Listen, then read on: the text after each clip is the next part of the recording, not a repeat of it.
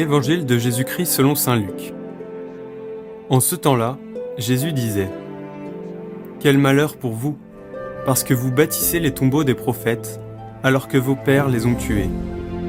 Ainsi, vous témoignez que vous approuvez les actes de vos pères, puisque eux-mêmes ont tué les prophètes, et vous, vous bâtissez leurs tombeaux.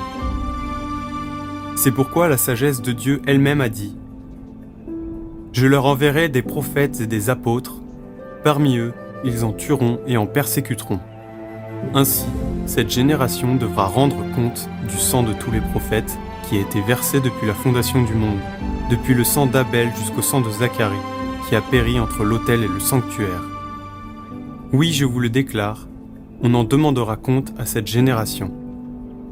Quel malheur pour vous, docteurs de la loi, parce que vous avez enlevé la clé de la connaissance, vous-même n'êtes pas entrés, et ceux qui voulaient entrer, vous les en avez empêchés. Quand Jésus fut sorti de la maison, les scribes et les pharisiens commencèrent à s'acharner contre lui et à le harceler de questions. Ils lui tendaient des pièges pour traquer la moindre de ses paroles.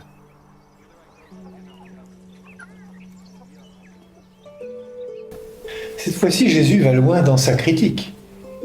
En s'inscrivant lui-même dans cette histoire sainte, il dénonce les déviances qui ont détourné la parole du Seigneur, qui ont fait obstacle à la réalisation du projet de Dieu pour son peuple et sa création. Jésus dénonce l'aveuglement qui empêche de voir la vérité du message biblique, du message évangélique. La parole de Dieu est pour tous. Et Jésus interpelle ceux qui l'ont confisquée en se croyant les propriétaires. On pourrait faire la même critique du cléricalisme, qui est une manière déviante de concevoir l'autorité dans l'Église, une façon méprisante de considérer les missions confiées à tous les baptisés. Lorsque l'on commence à s'approprier un pouvoir, il y a danger. Si Dieu nous confie son projet, il a envoyé ses prophètes et il en envoie encore aujourd'hui.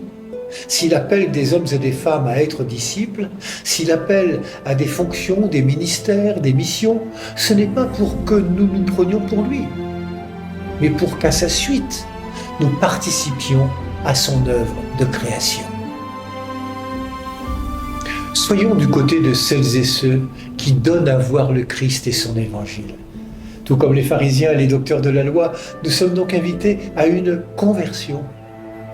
Il est toujours plus facile de parler de l'Évangile que de vivre l'Évangile. Or, ce que Jésus attend, c'est que nous soyons comme lui, l'Évangile par nos vies et dans la vie. Nous ne sommes pas propriétaires du Christ, mais des disciples. Ne tuons pas, ne faisons pas taire les prophètes d'aujourd'hui, nous pourrions passer à côté de Dieu lui-même.